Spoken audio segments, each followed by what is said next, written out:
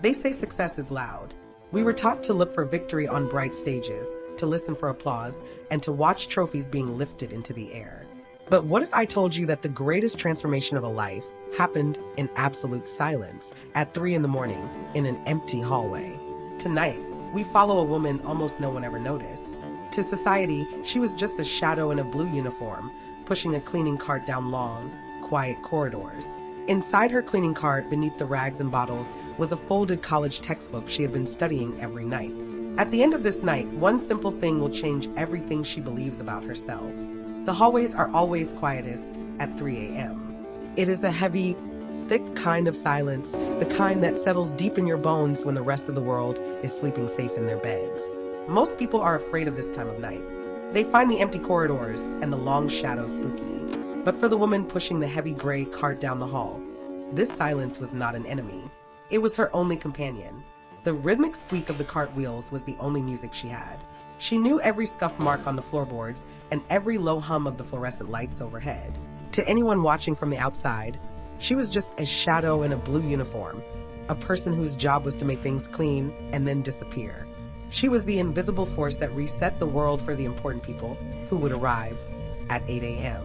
But if you looked closer, past the mop and the tired shoulders, if you looked right into her eyes, you would see that she wasn't just cleaning a floor.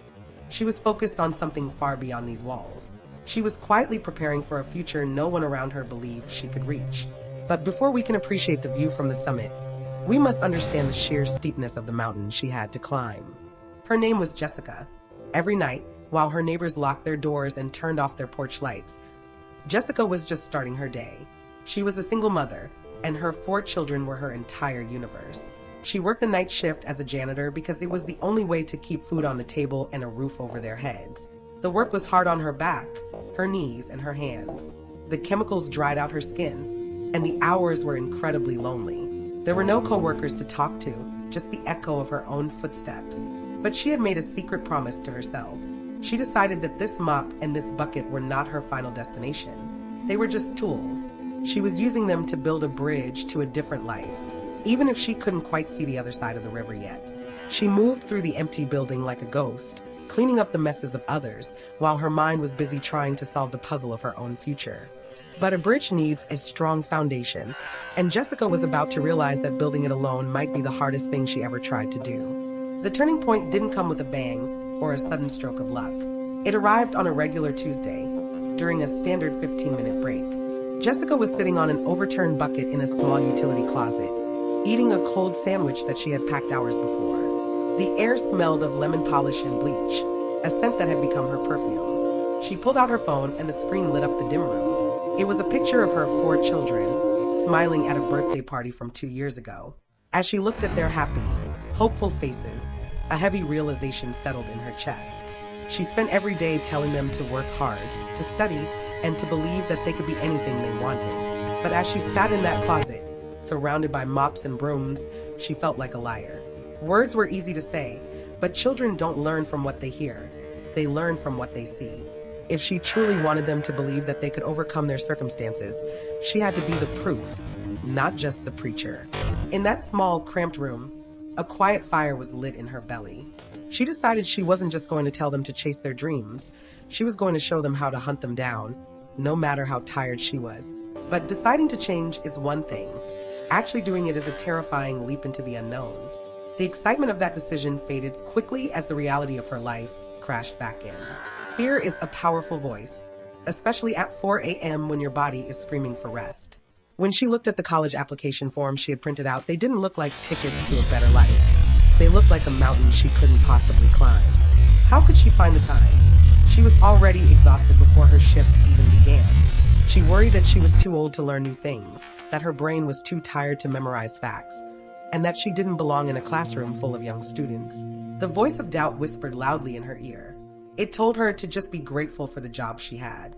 It told her to stay safe in the shadows where she wouldn't fail or be embarrassed. For 3 nights, the applications sat in her bag, untouched and unsigned. Every time she looked at them, she felt a knot in her stomach. She wondered if she was being foolish for wanting more than this life had given her. She was standing on the edge of a cliff, and jumping felt like a mistake that could cost her everything she had managed to build. But then came a morning where the sun hit the kitchen table just right, illuminating the envelope. Jessica looked at the papers, and then she looked at the calendar on the wall. She realized that time was going to pass anyway. She could spend the next 4 years cleaning floors and wondering what if, or she could spend them cleaning floors and building a future. Her hand shook a little as she picked up the pen. The ink flowed onto the paper and she wrote her name. She didn't just sign up for a class. She signed a contract with her future self. She sealed the envelope before she could change her mind. Walking to the mailbox felt like walking to the moon. It wasn't a leap of blind faith, it was a leap of work. She knew it wouldn't be easy, but she also knew that staying in the same place was harder. She dropped the envelope in the blue metal box, and as it slid into the darkness, she felt the heavy weight on her shoulders shift just a little. The journey had officially begun, and there was no turning back now. The real heart of this journey was never found in the heavy textbooks or the letter grades on a paper. It was found in the 4 pairs of eyes watching her every move at home. Her children became her study buddies and her silent partners. The kitchen table, usually covered with dinner plates, became a command center for learning. When the kids opened their elementary school math books, Jessica opened her college biology notes right beside them. It was a powerful image. They saw their mother rubbing her tired eyes after a long shift. Yes, but they also saw her refusing to close the book. They saw her reading paragraphs while she stirred the soup for dinner. This wasn't just about getting a diploma anymore. It became a living lesson. She was teaching them that limits are often just imaginary lines we draw in our own heads. As they watched her fight for her education, something shifted deep inside them, too. They stopped complaining about their own homework. They started to believe that maybe, just maybe, hard work really did pay off because they saw the person they loved most doing it right in front of them. The routine turned into a chaotic, beautiful dance between 2 completely different worlds. Jessica transformed her workspace into a mobile classroom. She taped index cards with vocabulary words to the handle of her mop bucket, memorizing definitions with every rhythmic swipe across the floor. She turned her 15-minute breaks into intense study sessions, devouring chapters while the rest of the world slept. While she hauled heavy bags of trash to the dumpster, she recited complicated terms for her anatomy exam. It was a double life. By night, she was the invisible janitor making sure the building was perfect for others. By day, and in every stolen moment in between, she was a dedicated scholar. It was exhausting and her body often ached, but there was a secret thrill in it. She felt like she was building a secret weapon, 1 page at a time. She was smuggling knowledge into her life, hiding flashcards in her pocket like precious treasure. She was proving to herself that her mind was just as strong as her back. Then came the first major victory. It wasn't the final graduation ceremony, but in many ways, it was just as important. It was a moment of pure, absolute clarity. She passed a very difficult exam that she was terrified she had failed. When she held that paper in her hands and saw the high score, a wall inside her crumbled. She realized she was smart enough. She realized she actually belonged in that classroom. That night, when she went back to work, the heavy cleaning cart didn't feel quite as heavy. She walked the halls with her head held a little higher. She wasn't just trying to be a student anymore. She was doing it. She looked at the fancy offices she cleaned and realized something profound. The gap between her and the people who worked at those desks wasn't about ability or intelligence. It was just about opportunity. And with every past test, she was creating that opportunity with her own 2 hands. The finish line was still far away, but for the first time, she could see it clearly on the horizon. But life rarely moves in a straight line, and the real enemies in her life were exhaustion, time, and fear. The fatigue began to accumulate like heavy, wet snow on a roof. Her children need a lot of attention, from help with homework to emotional support, and a full-time manual labor job demands every ounce of strength your body has. There were nights when Jessica's eyes simply refused to stay open, no matter how much coffee she drank. The universe seemed to test her resolve with 1,000 small cuts. The car started making a funny, grinding noise she couldn't afford to fix. One of the kids got sick, meaning even less sleep. The schedule became a prison made of hours and minutes. The voice of doubt returned, and this time, it wasn't whispering, it was shouting. It told her she was stretching herself too thin, that she was going to snap like a rubber band pulled too tight. The physical toll of scrubbing floors all night and studying biology all day was starting to show up. Dark circles appeared under her eyes, and her hands ached constantly. She felt like she was fighting a war on 2 fronts, and she was starting to lose ground on both of them. There was a specific night when the weight of it all almost broke her completely. It was 3:30 a.m., the darkest part of the night. She was sitting on the cold linoleum floor of a long hallway, surrounded by her chemistry books and her cleaning bucket. She looked down at a page of notes, and the words blurred together into a meaningless mess. Her brain had simply shut down. She felt a sob rise up in her chest, and she just sat there and cried.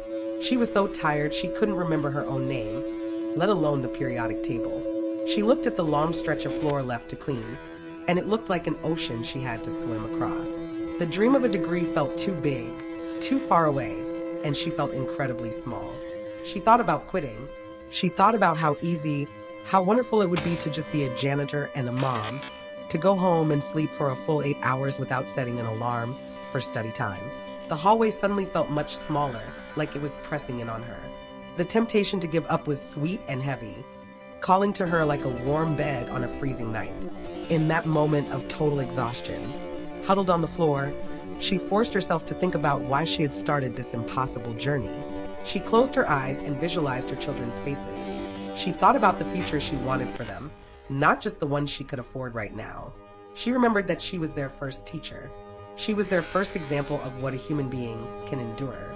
If she quit now, if she packed up her books and accepted defeat, she would be teaching them a terrible lesson. She would be teaching them that when things get hard, you stop. She couldn't bear to teach them that. She took a deep, shuddering breath, inhaling the sharp, chemical scent of the floor wax. It grounded her. She realized that her tiredness, no matter how painful, was temporary.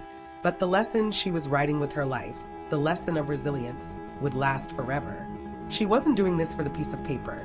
She was doing it for the legacy she would leave behind in their hearts. The pain of discipline was heavy, but the pain of regret would be unbearable. Slowly, painfully, she pushed herself up from the cold floor. She wiped the tears from her face with the back of her hand and reached out to pick up the mop handle. The despair was still there, lurking in the corners, but something new had risen up to meet it.